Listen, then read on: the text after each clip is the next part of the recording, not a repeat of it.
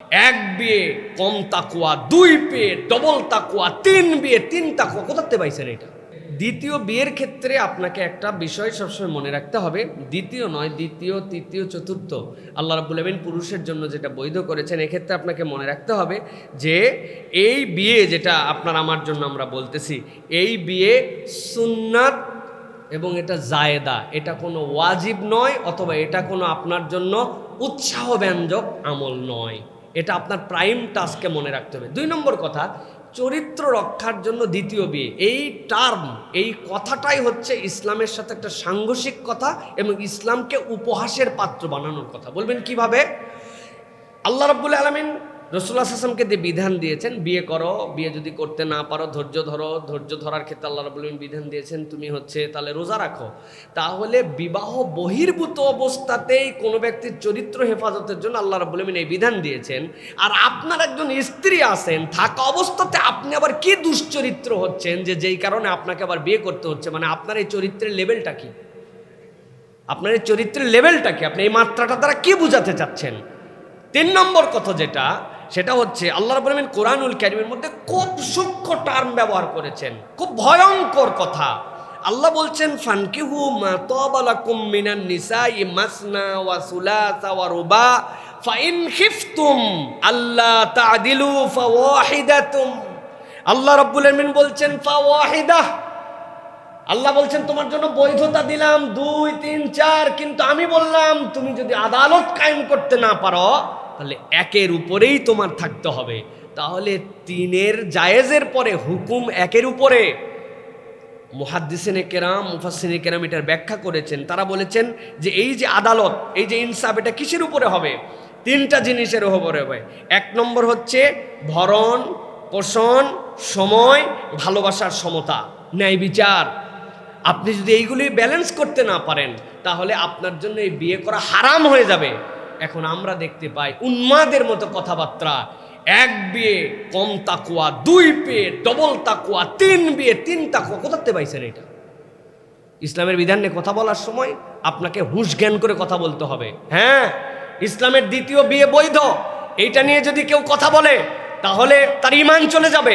আল্লাহ যা হালাল করেছেন আপনি হারাম করতে পারবেন না, কিন্তু আল্লাহ যেভাবে বলেছেন আপনাকে তার উপরে অবস্থান থাকতে হবে। আপনি এটাকে তামাশাও বানাতে পারবেন না, ফাজলামি বানাতে পারবেন না।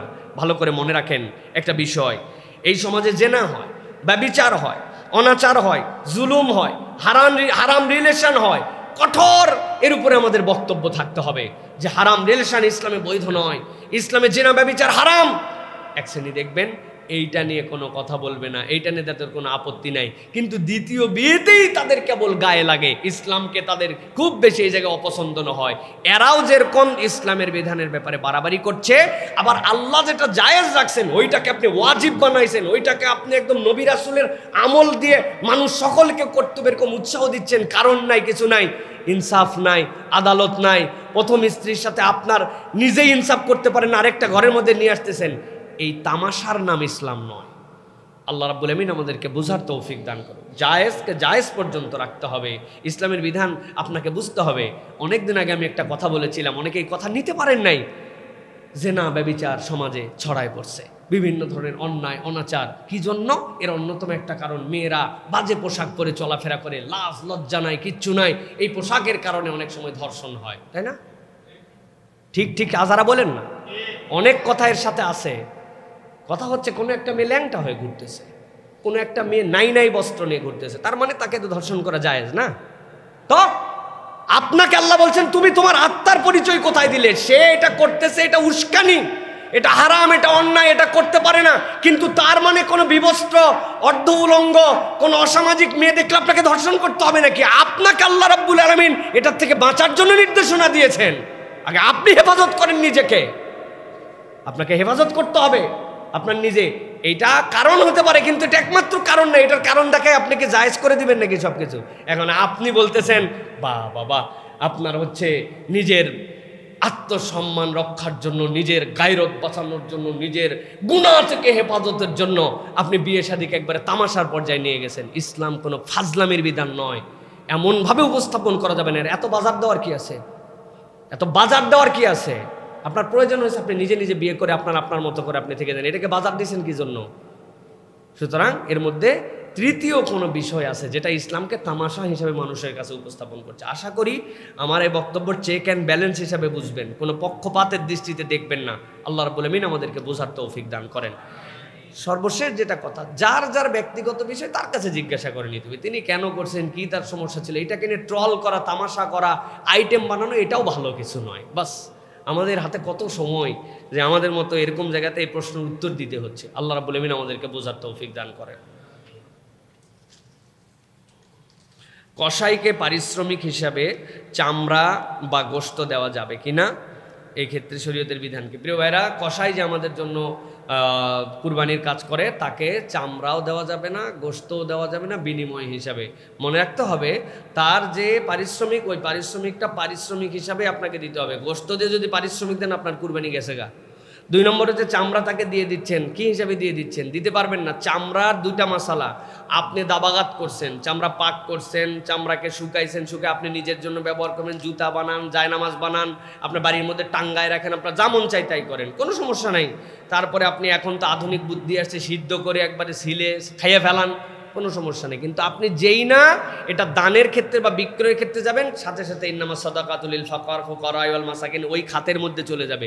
এটা ফকির মিসকিন ওই রকম জায়গায় দিতে হবে আপনাকে। সুতরাং সে আপনার কুরবানি করলো, আপনি তারা বলছেন চামড়া নিয়ে যাও, ও চিন্তা করলো 500 টাকা তো হলো আর বাকিটা ব্যালেন্স করে নিলাম টাকা পয়সা দিয়ে, তাহলে এইটা কি আপনি দান করলেন নাকি এইটা আপনি তার পারিশ্রমিক হিসাবে দিলেন? এটা বুঝে সুঝে করতে হবে। সুতরাং টোটা ফাটা ভুল দিয়ে এত দামি কুরবানি যেন নষ্ট না করি। যে এই লোক এত টাকা দিয়ে গরু কিনতে পারছে, তারা সকলে মিলে 5,000 টাকা দিয়ে ওরা দিতে পারতেছে না, ওরে গোস্ত দিয়ে শোধ দিতে হচ্ছে, চামড়া দিয়ে শোধ দিতে হচ্ছে। এইসব বক্কর চক্কর করা আমাদের জন্য ভালো না।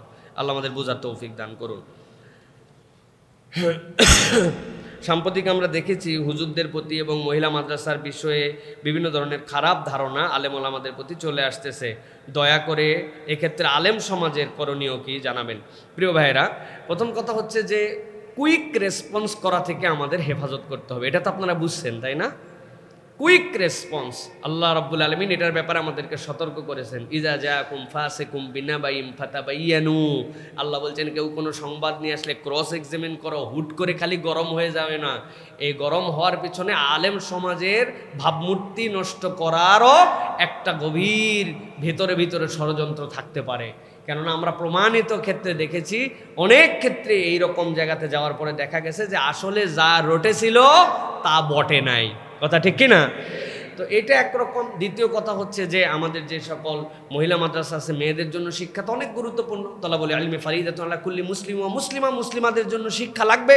কিন্তু এটার জন্য একটা সিস্টেমেটিক ওয়েতে যাওয়া, এটার জন্য স্বচ্ছতা, এটার জন্য দায়িত্বশীলতার জায়গা, সর্বোচ্চ এটার জন্য ম্যানেজমেন্ট, এইগুলো আমাদের কঠিনভাবে ফলো করতে হবে। ভাই, সাদা কাপড়ের মধ্যেই দাগ বেশি লাগে। সুতরাং মানুষ তো তাদের দিকে তাকায় আছে, ওদেরগুলার কোনো হিসাব নাই, কিতাব নাই, কি হলো না হলো কোনো খবর নাই। কিন্তু এখানে অল্প একটু হয়ে গেলে অনেক বড় কিছু হয়ে যায়। সুতরাং এখান থেকে বেঁচে আমাদের জন্য চলতে হবে। সাথে সাথে ইনসাফ করতে হবে। অন্যদের ভুল দেখি হুজুরের ভুল দেখতে পাই না, কলেজ বিশ্ববিদ্যালয়ের ভুল দেখি মহিলা মাদ্রাসাটা হলে আমি ওভারলুক করে যাই, তাহলে তো আমি ইনসাফওয়ালা মানুষ হতে পারলাম না। আপনাকে হকের মধ্যে থাকতে হলে ভুলকে ভুল বলতে হবে, কোদালকে কোদাল বলতে হবে, ঠিক কিনা? এই জন্য আমাদের এই বিষয়ে সতর্ক হতে হবে। সাথে সাথে এটাও মনে রাখতে হবে সব সময় গভীর ষড়যন্ত্র চলতেছে সব জায়গায়, যে কিভাবে এই যে একটা সামাজিক বিপ্লব তৈরি হয়েছে, দিন শিকার ক্ষেত্রে আগ্রহ তৈরি হয়েছে, এগুলাকে বিনষ্ট করার জন্য এক সকল কুচক্রী মহল বিভিন্নভাবে কাজ করতেছে। সুতরাং নিজেদের মধ্যে থেকেও আত্মসমালোচনা, আত্মশুদ্ধির পথে যেতে হবে এবং কোনো ষড়যন্ত্র যেন এখানে আঘাত করতে না পারে, সেই ক্ষেত্রে আপনাকে প্রতিরোধের ব্যবস্থাও করতে হবে। আল্লাহ আমাদেরকে বুঝার তৌফিক দান করেন।